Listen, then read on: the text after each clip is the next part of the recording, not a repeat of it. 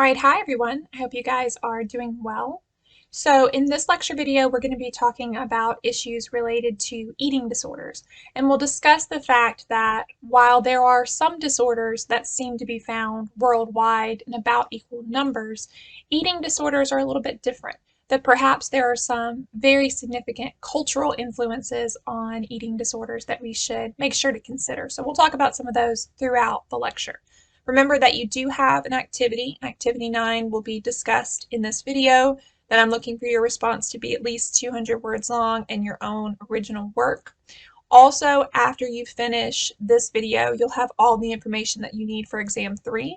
So exam 3 will cover issues related to bipolar disorder, suicide, disorders with somatic features, and eating disorders from this lecture. There will be a review video for exam 3 and a practice exam, just like we had for exams 1 and 2. If you have any questions, please let me know. Otherwise, I'm going to go ahead and get into lecture. Alright, so as I said during today's lecture video, we're going to be talking about eating disorders. Now, there is a good bit of information in these slides, but I feel like you probably are at least somewhat familiar with some of this information because eating disorders are some of the disorders that we hear about pretty frequently. So, eating disorders, what I want you to know right off the bat is that they are not the kind of disorder that we find universally. So there are certain disorders, things like depression, other mood disorders, schizophrenia, where we find these disorders pretty much in all cultures. The way that those disorders are expressed may vary from culture to culture, but they're pretty much found everywhere.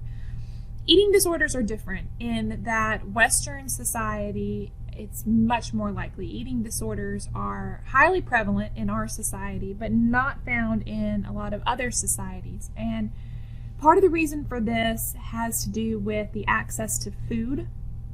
So I want to be very thoughtful in the way that I express this because I do understand that even in our culture, there are some individuals that do not have access to food. There are children, not just in our country, but in our state, in our county, there are children that are not sure where their next meal is going to come from. So I want to say this as respectfully as possible, but the majority of people, or there certainly are a lot more people in our culture that have access to food compared to some other cultures. So in a culture like ours, where food is plentiful for many of us, we then have some additional issues that can come up related to eating. So our culture does tend to be a little bit obsessed with thinness and has made an association between a person being thin and being healthy and beautiful. Now, what I will say is that this is also not the same from culture to culture. So in cultures where food is less available, individuals who have fuller figures are considered more attractive. Probably part of that has to do with a person's wealth, a person having access to food, but also health as well. So if the majority of people are of very low body mass index or very thin, that can impact your health. So a person being a little bit more having a full figure would be considered healthier as well compared to the people around them. Now, we have seen a rise in eating disorders in our culture over the past few decades, and you're going to see some numbers later about young girls dieting that are very disturbing. So eating disorders are issues that, as I said, we've probably heard at least somewhat about, but I hope that by the end of today's lecture we understand a little bit more about how prevalent they are and how dangerous they can be. Now, today we're going to talk primarily about anorexia and bulimia, but we will also talk about binge eating disorder as well. So starting off with some of the core features of these disorders. With anorexia, basically we have a situation where a person purposefully takes in too little nourishment. So I have the criteria listed over here. What you would look for in an individual who has anorexia, who meets criteria for anorexia, is a person who has 85% or less of what would be considered normal body weight based on that person's height. So a tool like the body mass index might be used here to calculate what would be considered an appropriate range for how much a person should weigh. Now, This is an individual who has purposefully restricted a diet to cause this weight loss. Sometimes a person might have excessive weight loss as a result of maybe another medical condition or a treatment they're receiving for a medical condition. That would not qualify here. This is a person who has purposefully taken in a small amount of food for a long period of time. In addition to the weight loss, you also have a person who has intense fears of becoming overweight. So we're going to see some cognitions and some attitudes about health and weight and eating that are considered dangerous. So you might see the distorted view of themselves where when they look in the mirror, what they see is not what everyone else sees. And then in particular, when we're talking about anorexia, amenorrhea refers to a female, and of course eating disorders happen much more often, or they're diagnosed much more often in females than in males. But we're talking about a female here who has stopped having her menstrual cycle because you do have to maintain a certain body weight or a certain body fat percentage in order to be fertile, in order to menstruate. So you may see that a woman's menstrual cycle stops as well. Now, the typical case here, and we say typical, of course, there's certainly plenty of situations that would be diagnosed as anorexia, even though they don't fall in this case. But the most likely situation we see based on the research is a female who starts off at a normal weight or perhaps slightly overweight and then goes on a diet. Now, what we find is that in our culture, we do tend to have a little bit of an obsession with dieting, and I think part of that, we'll talk later about cultural influences, but part of that may be social media and the internet and having access to that. So an individual may start on a diet, and then during that process, which may be perfectly healthy in the beginning, during that process, we often find a stressful event happening. Now, some examples here: separation of parents, moving, personal failure, peer pressure. This could be a bullying situation or any number of situations, something that feels stressful. During that situation, the individual may start to feel like the diet provides control. The diet provides reinforcement. So when an individual feels like they're not getting any reinforcement in their life, and then the diet makes them feel good. The diet makes them feel like they are accomplishing something, makes them feel like they are achieving something, then this individual may become a little bit more and more obsessed with the diet as they feel like everything else is kind of crumbling around them. The diet feels like something that they have control over. So this kind of pattern can happen, and it may be mild, and when the stress passes, an individual may kind of recover from this, maybe kind of scaling back on the excessive diet. However, about 2 to 6% of individuals who meet criteria for anorexia become seriously ill and may die as a result of medical complications or suicide. So anorexia in particular is one of the disorders that is hardest to treat, and we'll talk about the reasons for that coming up. But also it's very dangerous because an individual here is engaging in behaviors that are psychological in nature, but that are seriously harming their physical health. And so in addition to the fact that they may, their body may shut down from the lack of nutrients, also the psychopathology, the severity of the distress in an individual who has anorexia may also lead them to consider attempting suicide. So very serious cases here that we need to recognize as early as possible and get into treatment. What we do see is that individuals who have anorexia, despite the fact that they significantly restrict their eating, they do tend to be a little bit obsessed with food. So individuals who have anorexia may spend a great deal of time planning their meals, maybe doing research about how other people have lost weight, maybe planning things out maybe several weeks in advance, or if they're going to be going to a restaurant, trying to figure out what they're going to order that would, not impact their diet in a negative way. Having said that, though, it's possible that it's not the anorexia itself that causes the obsession with the food. It could be the food deprivation. It could be the restriction. What we see is that individuals who have been on a strict diet, regardless of whether they're on a strict diet because of an issue like anorexia, or maybe on a strict diet because of something like diabetes or some other health condition. We do see that individuals on a very strict diet tend to be more preoccupied with food. There was actually a research study looking at conscientious objectors, individuals who purposefully chose not to eat, not for a benefit for losing weight, but more because they were trying to make a political statement. We found that those individuals also had some preoccupation with food as well. So it may just be a natural result of food deprivation for a person to become a little bit more obsessed with thinking about food. Now, some other thought processes you may see in a person who has anorexia.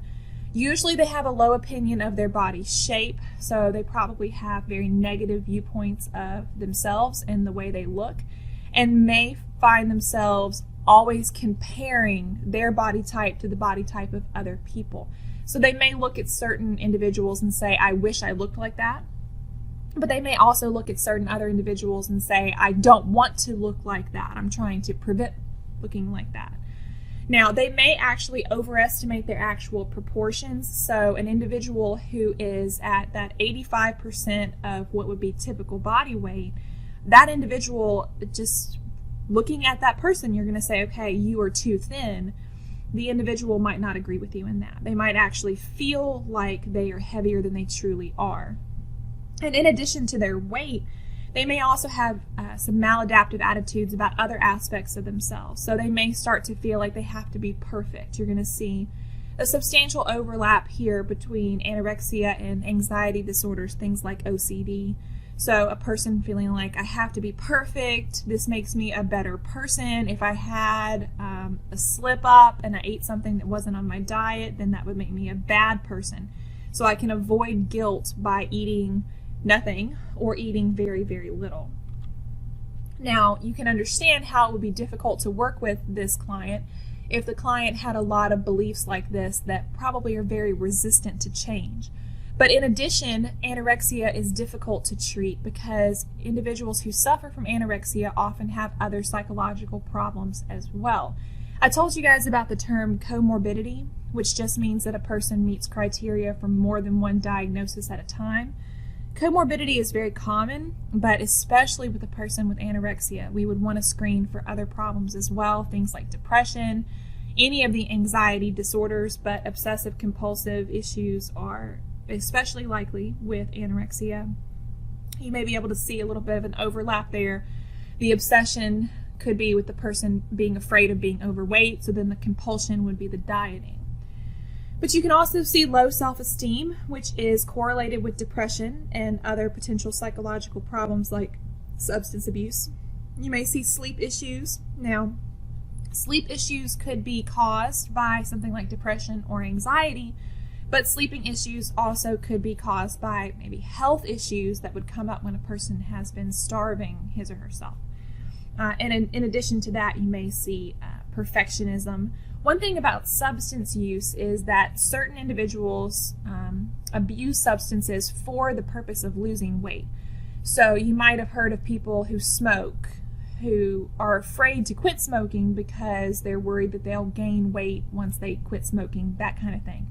It is true that using stimulants will reduce your appetite for carbohydrates in particular, and so oftentimes people who are using stimulants do lose some weight, but of course there are other physical ramifications of using stimulant medications, and I of course am not recommending that to you guys. I just want to make sure you understand. So then a person who has anorexia is at an increased risk for other psychological issues, but also at risk for medical issues. So we already talked about the fact that a woman who is having this extremely restrictive eating pattern is likely to stop menstruating, and so then fertility would be significantly impacted by that. And of course, if a woman were pregnant and restricting her diet excessively, then that would be dangerous, both for herself and for baby. Now, some other things that you may see associated with anorexia, low body temperature, low blood pressure. So these are just some of the things that can be caused by a person essentially starving. body swelling, reduced bone density, slow heart rate. So your body's kind of shutting down, maybe trying to slow things down in order to need fewer calories perhaps, or to combat the lack of calories coming in. Of course, if you're not eating appropriately, then your metabolism and your electrolytes can be thrown off. If you're not getting enough nutrients, things like dry skin, brittle nails, poor circulation. Lanugo is an interesting one. So the typical place where you see lanugo would be during pregnancy, where during certain time periods of pregnancy, the fetus would have a lower body weight because we just haven't gotten to that healthy, ready to be born weight yet. And so one of the ways that the body compensates for that is to grow little fuzzy hairs all over the body. And so if the baby is born early, like a preterm delivery, then babies are sometimes born with this lanugo still on. So this still little fuzzy peach hair, they might call it, all over their bodies, basically just to help keep baby warm until baby gains enough weight. Oftentimes, though, if we're talking about a full-term pregnancy, baby would be born without the lanugo, would have already shed that, because by the time baby reaches a certain weight, it's not necessary anymore. So this is just your body allowing or compensating for maybe low weight by having this little fine hairs to help increase your body temperature. So if a person who has anorexia has a lower body temperature, body might combat that by sprouting hairs. So this may be something that you see in a person with anorexia. All right, so in addition to anorexia, you may also see bulimia. Now, bulimia may also be called a binge purge syndrome, which would just be a description of it. Basically, an individual will have binges followed by purges, and this is often a cycle. So when we're talking about binges, this is going to include bouts of uncontrolled eating over a shorter period of time. So this is something that will differentiate bulimia from anorexia. So there's a lot of overlap. We're going to have a slide coming up that discusses the overlap between anorexia and bulimia. But one of the things that makes bulimia different is that it is characterized by binges, where people take in an excessive amount of food in a short period of time. So then we're going to see that this is going to impact an individual's weight as well. So the typical case, as I said, this is not always the way this plays out, but a typical case would be a female, once again, much more likely in females. As you see, 90 to 95% of cases occur in females, which we will address later in the lecture video. And usually a normal to slightly overweight female has been on a particularly intense diet. Now what we see is that an individual who is on an intense diet could potentially be setting themselves up for failure here. If the diet is not something that is sustainable, then a person may reach a point where they kind of go on a binge. And this may be something that happens in individuals who don't have bulimia. But if you try to very significantly cut out certain foods or reduce or have a very strict diet, then an individual might potentially have a binge. Now, when we're talking about bulimia, these binges are not something that happens once or twice just because of a strict diet per se. There's going to be a pattern. This is something that's probably going to be going on for several years. So it says you may have some periodic relief of symptoms that may go away, but they may come back during periods of stress. So this is not something that's going to be what we would consider a typical, cheat day that might happen with a person who has a very intense diet. We're going to see something a little bit more than that. Now, in addition to the binges, you're also going to have typically some type of compensatory behaviors, which just means that the person will try to compensate for the binges. Now, there are two different potential appearances of bulimia here, and the purging type is going to be the one that looks most familiar to you. This is what we think of when we think of bulimia. So an individual who has the purging type would have their binges where they would consume a significant amount of food in a short period of time, and then would try to engage in something like forced vomiting, or perhaps laxatives, diuretics, enemas, trying to purge themselves of the calories that they've taken in. Now, what we technically classify as a non-purging type of bulimia, there's still compensatory behaviors. But those compensatory behaviors are not necessarily trying to force the food out of their body in a way like vomiting or misusing a laxative, for example, but instead trying to compensate for that binge by something like fasting. So saying, okay, I ate too much, so now for a certain period of time, I'm not going to eat anything to try to balance that out, or exercising excessively. And of course, this is something that may be tricky because different people have different ideas of what excessive exercise is. So this is something that could be really easy for a person to misunderstand what's appropriate, what's okay, and what's not okay when it comes to exercise. So what we see in general is that patients who have been diagnosed with bulimia are typically of a normal weight. This is contrasted with individuals who have anorexia, who are always substantially below weight. So we talked about having 85% or less of the typical body weight for their height, age, that kind of thing. On the other hand, individuals who have bulimia tend to have a normal weight that fluctuates widely. And you can understand why that might be. If a person is experiencing a lot of binges, then weight could go up a little bit. And then a person starts trying to compensate for that, weight could go down a little bit. So it would vary, but on average, they're going to have typical weight. But it is also possible that an individual might qualify for a diagnosis of anorexia if the individual did not meet this typical case, but actually was one of those rare situations where a person is binging and purging and still at 85% or less of typical body weight. We're going to talk about binge eating disorder as well. Binge eating disorder, just like it sounds, would have the binge component of bulimia without the compensatory behaviors such as the purge. Now, when we're talking about what these binges look like, they vary widely. So some individuals may have 1 or 2 episodes a week. Some may have 30 or more. So as with most things, there's a spectrum here as far as the severity goes. Now, the binges are often carried out in secret. So if an individual were to engage in these binges frequently in front of other people, then there might be some concern that people would intervene, that someone would figure out what's going on, maybe try to force the person into treatment. So they're often done in secret. Now, what you usually see is that people who are going on a binge will choose certain kinds of food, especially the kinds of food that can be eaten rapidly with little chewing. So we're really trying to think about getting those calories in as quickly as possible. So if you think about maybe, for example, candy bars, that kind of thing, that would be something that you can eat relatively quickly. That's a high calorie food, sweet food, soft texture, relatively easy to get down. So binge eaters might consume between 1,000 and 10,000 calories per binge episode. Now, once again, it is possible for a person to have an occasional binge and not meet criteria here. We're talking about a person who has a pattern of binging. Now, when do binges happen? Oftentimes, before the person has the binge, they're feeling a lot of anxiety. So it could be tension, could be powerlessness, so feeling like they're out of control.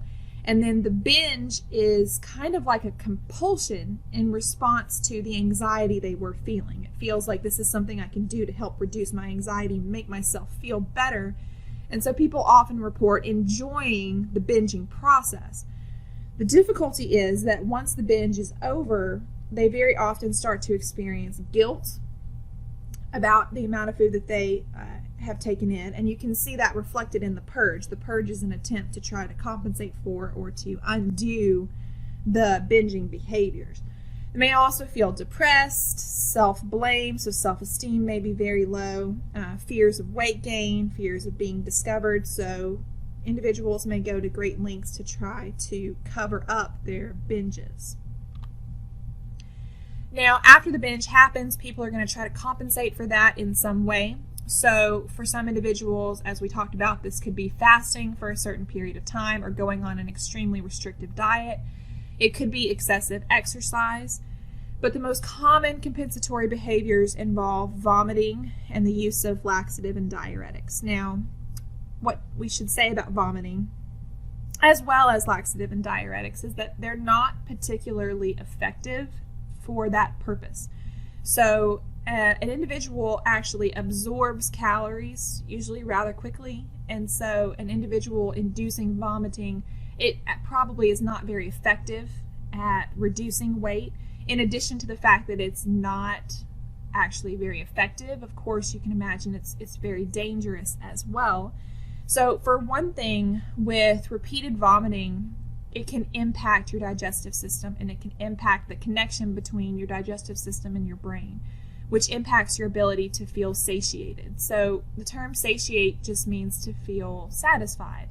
So if you eat a good-sized meal and you feel satisfied, there's something in your brain that tells you when to stop. I've always heard you're supposed to stop when you're like 80% full, because it takes a few minutes for your brain to figure out, okay, now I'm full, now I'm done. If an individual has been engaging in this binging, taking in more than their brain is telling them to take in, and then this purging, trying to remove it from their bodies, this can really impact their ability to feel satisfied with what we would consider a typical amount of food, and can then make the cycle worse and make a person less able to pick up on those hunger cues, and so then they might start binging more.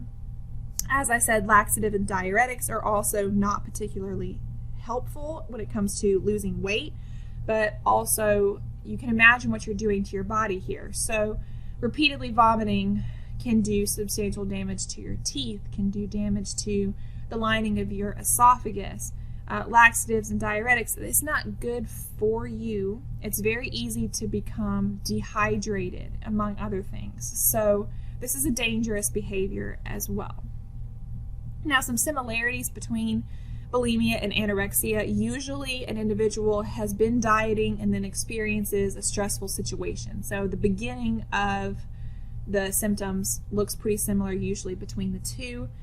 They often have some psychological things in common, some cognitive issues, things like being afraid of being overweight, feeling like you have to be thin, being preoccupied with food, weight, appearance. Some of those other comorbid diagnoses, things like anxiety, depression, OCD. We also see a heightened risk of suicide attempts for both of these diagnoses, both for bulimia and anorexia as well. And substance abuse. So a person may try using substances to try to purge their body or to try to maintain a certain weight. Also, distorted body perception and attitudes, so having a negative way of looking at themselves and having some unrealistic expectations about what a healthy diet should look like. However, there are differences. As I've already said, one of those differences has to do with body weight. A person who has anorexia typically, or pretty much always, has a very, very low body weight. A person who has bulimia oftentimes has what we would consider an average weight, or possibly slightly overweight. So you see a difference in weight. Also, you don't typically see binging in individuals who have anorexia. But in addition to those things, we see that individuals who have bulimia may be doing this dieting issue for other people, more so than for themselves. For example, we see that people who have bulimia are more concerned about pleasing others, more worried about how they look to other people, more worried about having intimate relationships, having sexual experiences. So a person who has anorexia may be trying to lose weight to feel good about themselves, just really an internal process, whereas someone who has bulimia is more likely to be trying to lose weight to please other people. Also, we do see a stronger association between bulimia and mood swings, low frustration tolerance, poor coping, some characteristics of personality disorders. So, carrying on with that thought, more than 1/3 of people with bulimia display characteristics of some type of personality disorder. We have not talked about personality disorders yet. We will have a lecture during the last section of the class about personality disorders, but borderline personality disorder in particular, which comes with its own set of risk factors, including things like suicide attempts. But there's an association between borderline personality and bulimia. You also see differences in their medical complications. So on the one hand, because individuals who have anorexia have been restricting their body weight to such a substantially low amount, there may be additional health risks associated with that. One just example of this is that women who have been diagnosed with anorexia, about half of them, or about half of women with bulimia experience amenorrhea versus almost all women with anorexia. So basically what we're saying here is that because anorexia does involve a substantially lower body fat percentage, they are much more likely to stop menstruating, to not be able to become pregnant, versus women who have bulimia, who may also have fertility issues, but their issues are not as significant as women who have anorexia. So in addition to that, bulimia, though, may cause some different kinds of damage because of the purging method. So a person, as I said, who's vomiting can do substantial damage to their bodies, but also misusing laxatives and diuretics. Excessive exercise can also negatively impact your body as well as fasting. So binge eating disorder is a third eating disorder that we probably are less familiar with, but I know there are some television shows I've not watched personally, but things like My 600-Pound Life and things like that show individuals who have binge eating disorder. Binge eating disorder is very similar to bulimia, except that the individuals do not perform those compensatory behaviors, so we're not going to see the forced vomiting, laxative, diuretic, excessive exercise here. We just see those binge eating episodes.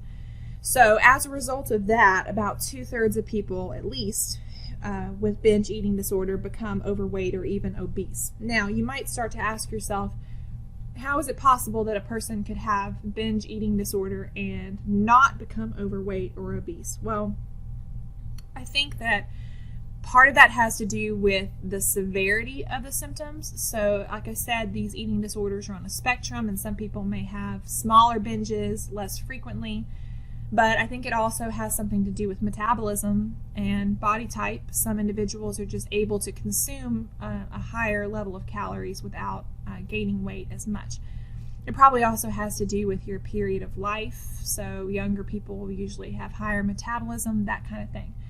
So we're going to see at least 3 of these features in combination with the binge eating. So fast eating, absence of hunger. So a person who is binge eating oftentimes, if they've been binge eating frequently, they're just not going to feel hunger anymore.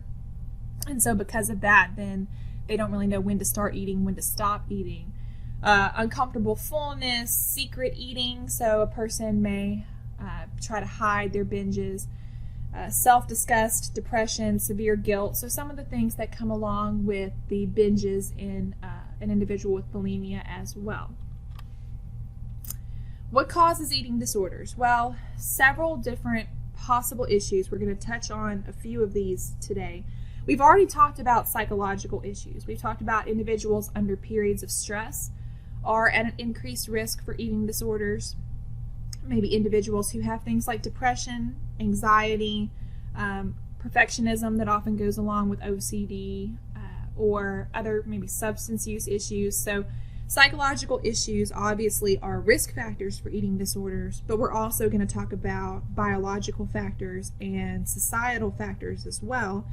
What we see is that these are all just risk factors. Certainly there are individuals who have anxiety, who have maybe a biological predisposition, who don't go on to develop an eating disorder. But the more risk factors you have, the more likely you are to develop that disorder, which is true for really any disorder. So starting off by talking about the biological components of eating disorders, is it possible that eating disorders are genetic? Well, we do see this, especially for individuals with anorexia. So remember when we're talking about twin studies here, that with identical monozygotic twins, we have one egg, one sperm that is split in 2. So we have twins that have almost identical genetics.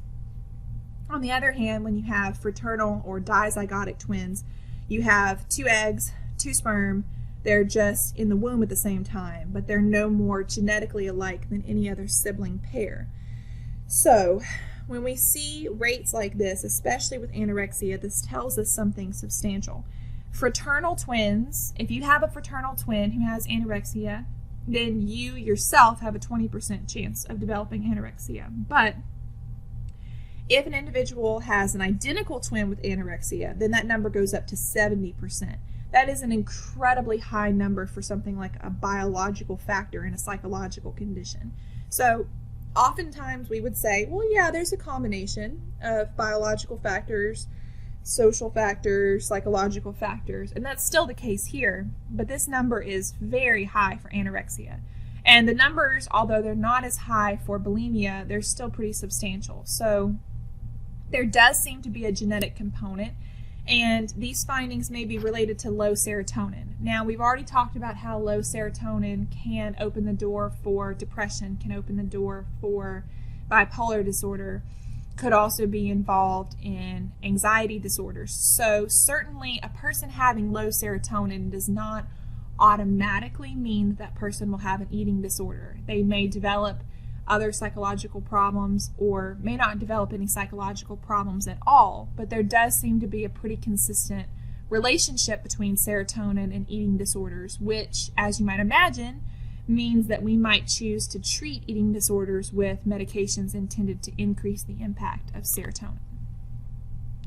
Other theorists believe that there may be a problem with the hypothalamus. So usually our research on biology when it comes to psychological problems focuses on neurotransmitters or on some kind of abnormality in a certain part of the brain. So the hypothalamus is kind of the brain's control center that maintains homeostasis. In other words, it maintains a balance in your body about whether you feel hot or cold, about whether you feel hungry or satiated. And so perhaps a person might have a problem with their hypothalamus where they're not feeling full, and so they don't stop eating. So you can see a person, for example, who has binge eating disorder. If they are constantly hungry, you can see how that would be associated with something like a binge. On the other hand, it may be a person who never feels hungry, and then if you never feel hungry, then you don't know when you need to eat, which could cause you to eat when you don't need to or to not eat when you do need to. So it could be potentially a hypothalamus issue. So we're going to switch gears from biology and talk a little bit about our culture. And so this is what I want you to be thinking about for your activity 9. How does our society contribute to eating disorders? So we know that eating disorders are not cultural universals. We do not see them everywhere, but in our culture in particular, eating disorders are fairly common. So I want you to think about what is wrong with our society that is causing eating disorders to be on the rise, and what could we do to change that?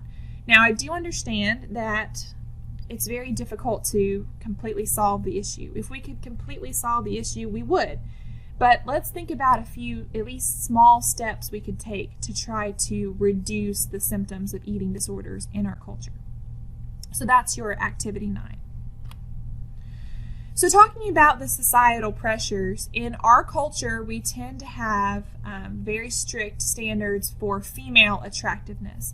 This may be part of the reason why eating disorders are so much more prevalent in women than they are in men.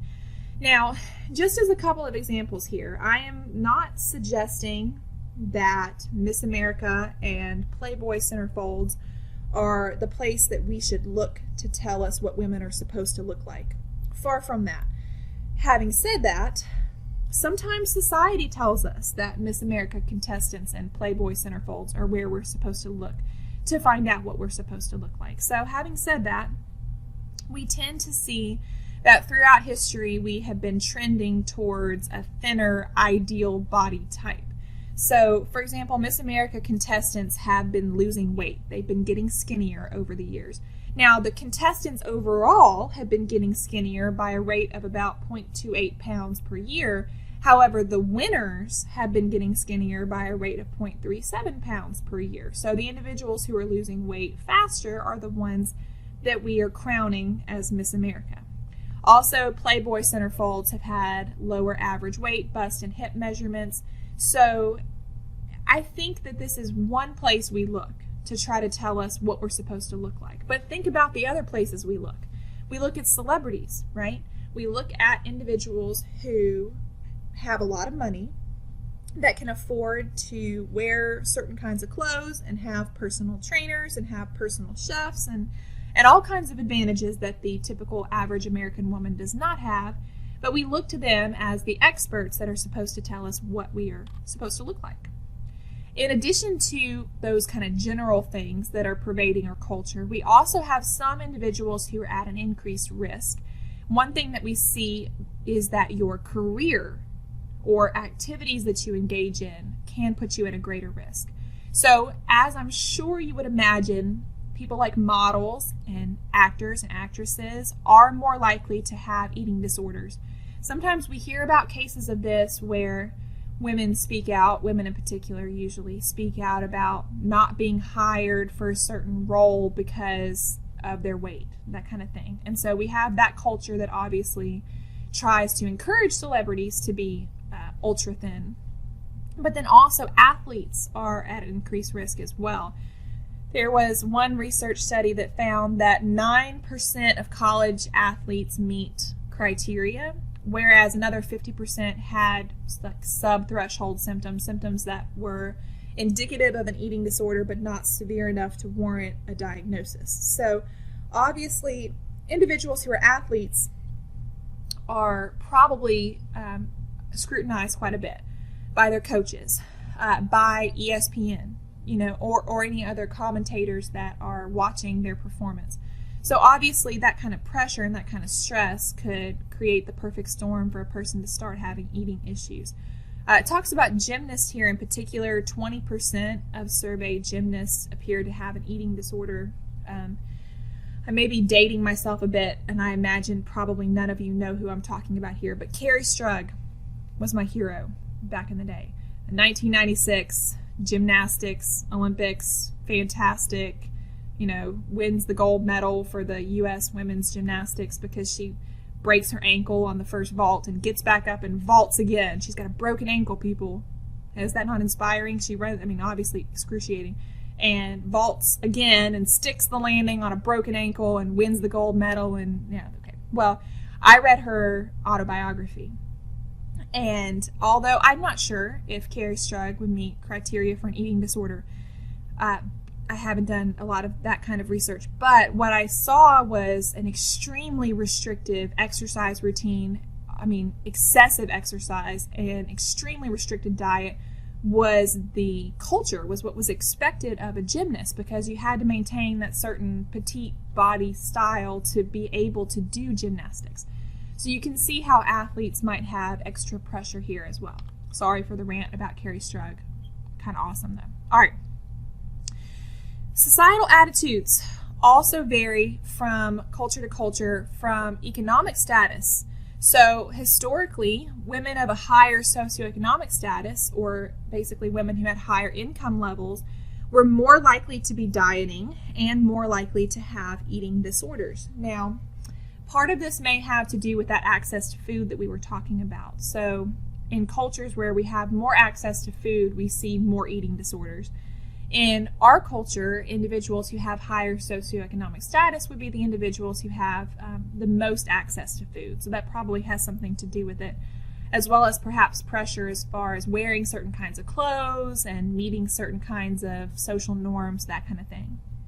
We do see that dieting is on the rise really across the board in our culture. And this is why I ask you guys to think about this for your activity, because it's important for us to start doing things to reduce this, to try to, at least if at all possible, at least get some positive messages out there about eating and health. And we do need to be healthy. We need to diet if that means that we are cutting out foods that are unhealthy for us, but not to the point that we are damaging our health. We need to talk about it more. This is probably, to me, as a woman and as a mother, the scariest slide we'll cover all semester. At least it really hits home. When we're looking at some of the numbers here, 50% of elementary aged girls are currently dieting. Take that in for a second. And then 61% of middle school aged girls are dieting. And we're seeing an association between adolescent girls and eating disorders depending on the time they spend on social networks, on the internet, watching television. You have to start to ask yourself, what are we telling our daughters? Well, there is a prejudice. A prejudice is an attitude that you have about a person because of group membership. So any discernible group can be discriminated against, or you can have a prejudice against them. And one of those groups would be body type. So we do have a prejudice against individuals who are overweight. We do tend to have kind of a negative attitude there. And perhaps because of that, and because that, basically just being mean can be part of our culture, then our daughters, these young girls, are afraid of that, of having people bully them. And so they become obsessed from an early age, elementary school age, with dieting. And so we have maybe one of the things you might want to address in your activity or think about would be, what should we do to change social networking and the internet and television? And maybe we should just restrict those up until a certain age or a certain maturity level, because I'm sorry, but these numbers are terrifying. Terrifies me. So in addition to our culture at large and things like the internet and television, we also have family issues that have to be addressed. So it says as many as half of the families of those with eating disorders themselves have a long history of emphasizing thinness, appearance, and dieting. So if you have an individual who has an eating disorder, look to their family members. How do their parents and their siblings and their cousins and other people they spend time around, how do they address food and eating? What we see is that individuals who have eating disorders are much more likely to have mothers who have been on restrictive diets, mothers who are perfectionists. So it is stressful and difficult for a daughter or son to have a very controlling mother who is a perfectionist, who feels like a certain weight is necessary and might start making negative comments about your weight. So maybe one of the things we can do is to try to refrain from shaming people and saying negative things, and maybe we need to mind our own business. But I see this sometimes if you watch certain television shows. It's been a long time and I don't think it's on the air anymore, but Toddlers and Tiaras, where there were these mothers who were putting their daughters into pageants. And I remember some episodes with mothers who were just very obsessed with making sure that their daughters did not gain any weight. Of course, as a parent, you want your child to be healthy. And that's why you try to offer some healthy food choices and why you try to have kids be active and not just sitting in front of the TV all day. But at the same time, you can't put this on a child, of this pressure and this stress of dieting from such a young age. It's not good. It's not associated with good outcomes. Sorry, I'm getting on my soapbox a lot today. Now, when we're talking about some diagnosis issues here, I've already used the term female quite a bit. Women are much more likely to be diagnosed with eating disorders. Males account for only 5 to 10% of all cases. Now, there are a few reasons why this might be. One is that it might be because there's an association between eating disorders and things like anxiety and depression. And as we've already talked about, women are more likely to be diagnosed with anxiety and depression. It's also possible that our culture has stricter standards for physical appearance and attractiveness for women than they do for men, and so that could be contributing to it. But it's also possible that there are more men who have eating disorders. They're just not being recognized and diagnosed. And part of that may be because eating disorders look different in men versus women. So just like we talked about how things like depression and bipolar disorder could look a little bit different between men and women, what we see is that men are more likely to exercise. So think about this with me here for a minute. A couple of different things here. First of all, when you see a man eat a substantial amount of food in a short period of time, what do we say? That's a man, that's a boy for you. Teenage boys eat you out of house and home. So what we might consider a binge in a female might not be considered a binge in a male. Maybe because we're biased. But also, when it comes to purging, women are maybe a little bit more likely to do things like vomiting, perhaps diuretics, but men are more likely to exercise. And so when you see a man spending excessive time in the gym, you might think something negative to yourself. You might think, oh, that person is self-obsessed, or that person is narcissistic. But what you don't necessarily think is eating disorder. But excessive exercise could be a type of compensatory behavior for bulimia. Although it's not technically a purge, it's still a compensatory behavior. So women might be more likely to be very restrictive in their diet, but men might be more likely to engage in excessive exercise. And once again, it's hard for us to know at what point does exercise become excessive.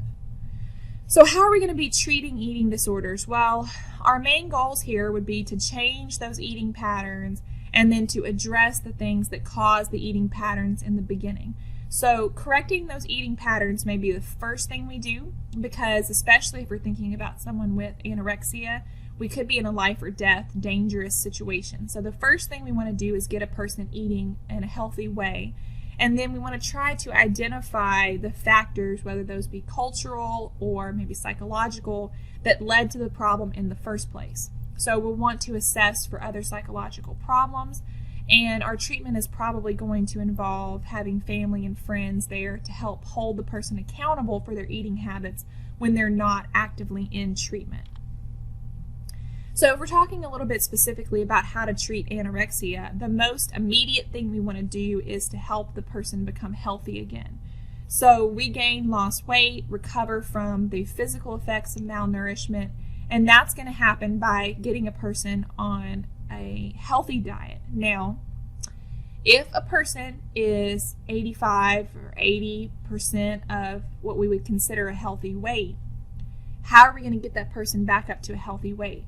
Well, the quickest way to do that is to put that person on a high-calorie diet. But imagine how an individual who has anorexia is going to respond when you tell that person that they need to be on a high-calorie diet. You're going to have quite a fight on your hands. And this is why anorexia is one of the hardest to treat. Oftentimes this treatment takes place now in outpatient settings, and that would be appropriate if there were not any immediate major health concerns.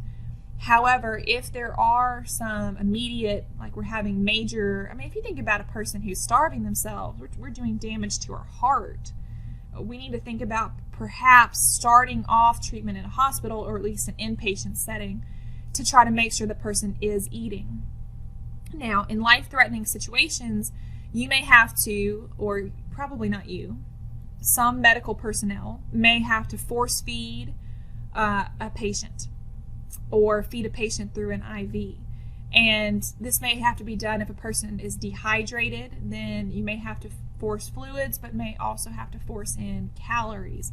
Now, this is not ideal, because the last thing you want to do is set up a power struggle where you tell the person they can't be in control anymore. Oftentimes, it was the control that led to the situation in the first place. And the less control the patient feels, the more likely they are to fight against you.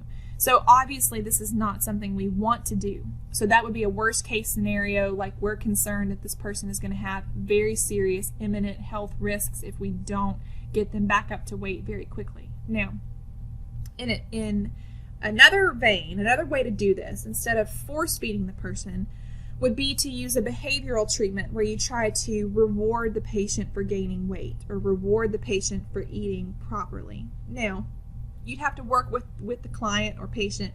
It uses the term patient here. I really prefer the term client if we're talking about someone coming in for psychological treatment. But when we're talking about someone with anorexia, they may very well be hospitalized, maybe in an inpatient setting. So you may see the term patient as well. What you want to do is think of rewards that are personalized. So something that this person is willing to work for, willing to get that reinforcement for. And you want to make sure the reinforcement is not something that makes the symptoms worse. So we talked about things like the television and internet and social media. Like TV time may not be helpful here because a person may see some things that trigger some of that anxiety that can lead to symptoms of anorexia. So you have to think about that. So usually you have a combination of behavioral and cognitive intervention. So we would call this CBT or cognitive behavioral therapy. On the behavioral side, we're going to very closely monitor what the client is eating and reinforce the client for whatever their goal is. So you set goals about eating a certain amount of food or about gaining a certain amount of weight in a certain amount of time. They may also monitor things like their feelings. So a person, as we said, a person who has anorexia may have other psychological conditions as well. And so this would be really helpful for the psychologist to get a feel for what else could be going on. Maybe monitoring hunger levels. So a client who says, I was hungry, so I ate, and when I was full, I stopped. That would be something we would want to praise and reinforce. But as far as cognitive issues go, we may look for those thought processes or those attitudes that seem to be at the core of the issue. So maybe the things that kind of set us up for these symptoms in the beginning. So one of the things that we see, especially in individuals who have anorexia, is this need for control. So oftentimes, as we said, an individual is on a diet and then there's a stressful event happening in their life and the diet feels like a source of control that they don't get anywhere else. So helping the client recognize that the need for control is a good thing in certain amounts, but that there are other ways for them to satisfy that feeling other than restricting their diet. Also helping them recognize and trust their internal feelings. Like a person who has anorexia may say, okay, that's too much food. I can't eat that much food. And then you would say, okay, well, trust your body. If you're still hungry, then try eating a little bit more. So trying to help them to pay attention to their own hunger cues, which they may have been ignoring for quite some time. And then also trying to change their attitudes about eating and weight. So education here about what is healthy and what is appropriate, and trying to help a person who sees themselves very negatively. That in and of itself can help reduce the eating issues. Now, family therapy may be especially important here. Anorexia is a very dangerous condition associated with health risks from malnourishment as well as an increased risk of suicide attempt. So you do not want to have a person who is currently actively having a significant struggle with anorexia. You don't want that person to be isolated. That person needs other individuals in their life outside of therapy. So family can be an important part of that. The difficulty is that family members who find out that there's a loved one with anorexia may become too clingy here. And I can see how this would happen. You're concerned you're going to lose your child or your sibling or whatever. And so you may become excessive about trying to force that person to eat or refusing to leave that person alone at all. And what I would want to say is that that kind of behavior will drive the person away from you. So you have to have some discussion about boundaries, about what's appropriate and what's inappropriate for family members. Now, when it comes to treatment of anorexia, we do see that weight gain is often quickly restored. Your body really wants to gain back that weight. And so you do tend to see that. Also, as a person starts to return to normal weight, usually those health issues decline. So menstruation begins, woman's menstrual cycle starts back up. And overall, I think our treatments are at least getting somewhat more effective because the death rate from anorexia is declining. Having said that, we have to be realistic. Anorexia is one of the most difficult disorders to treat. And so there will be some individuals who will not fully recover because of therapy. And the individuals who do fully recover will be at an increased risk for quite some time, if not forever, of relapse. So it would be really important if you're working with a client with anorexia to have a relapse prevention plan. How do you know you need to come back and see me again? What kinds of signs indicate that the problem's coming back and we need to do something more active to treat that? So you may still have some lingering psychological issues you need to address, things like anxiety, depression, sleep disorders. So this person may need to remain in treatment for quite some period of time, and that might actually be a good thing because it allows the person to be monitored by their clinician. So you may still see some differences in cognitive responses here. A person may still have some negative self-esteem we have to work on. A person may still have some negative attitudes about food. But overall, treatment does tend to be fairly effective, and oftentimes it can be combined with medication, things like SSRIs. As we said, there seems to be a relationship between eating disorders and serotonin. Now, when we talk about bulimia, the goal here is to eliminate those binge purge patterns that have probably been going on for quite some time before a person seeks treatment. And we're going to talk about a few ways to try to reduce that, but that would be an immediate goal, and try to replace that with good eating habits. So appropriate amounts of food, appropriate amounts of exercise, trying to stop a person from engaging in those dangerous purging behaviors.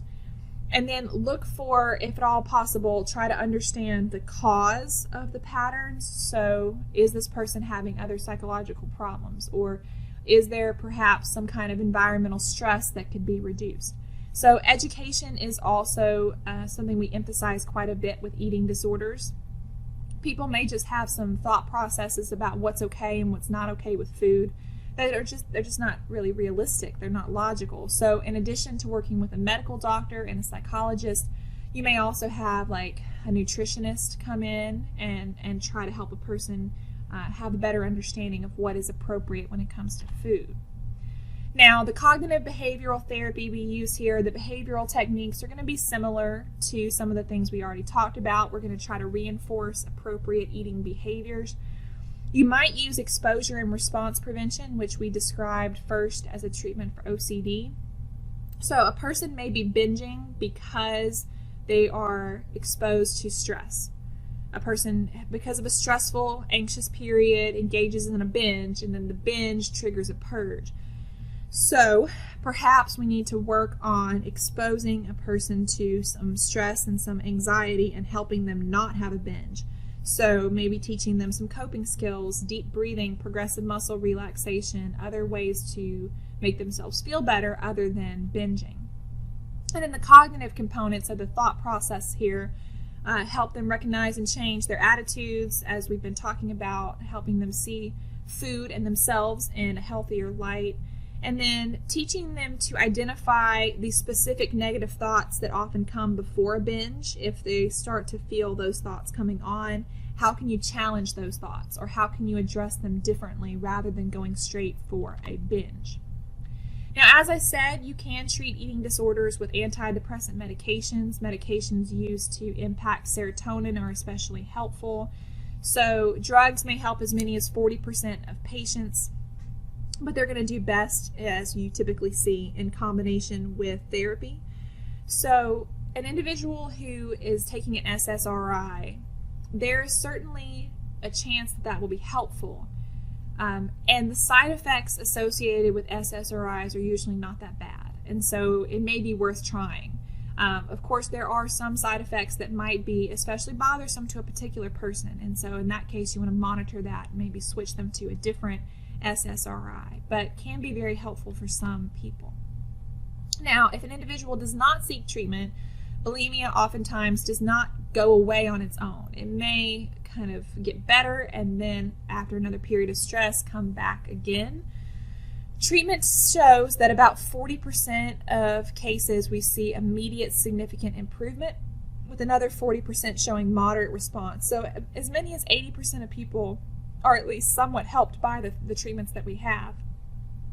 Now, we also see that in follow-up studies, 10 years or more, about 75% of patients have fully or partially recovered. These are pretty good numbers, especially when we're talking about treating eating disorders, which are challenging. If you think about a person who has a substance use problem, you may not see cocaine everywhere you go. Alcohol is pretty prevalent, but it's not everywhere you go. But food is literally everywhere you go.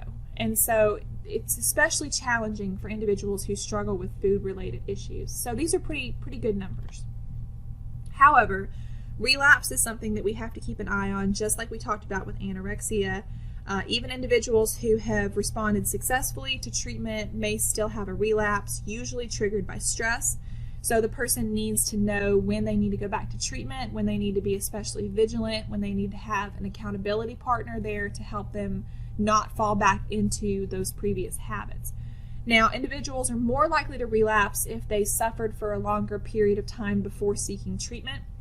Individuals who engaged in vomiting behaviors are more likely to have a relapse.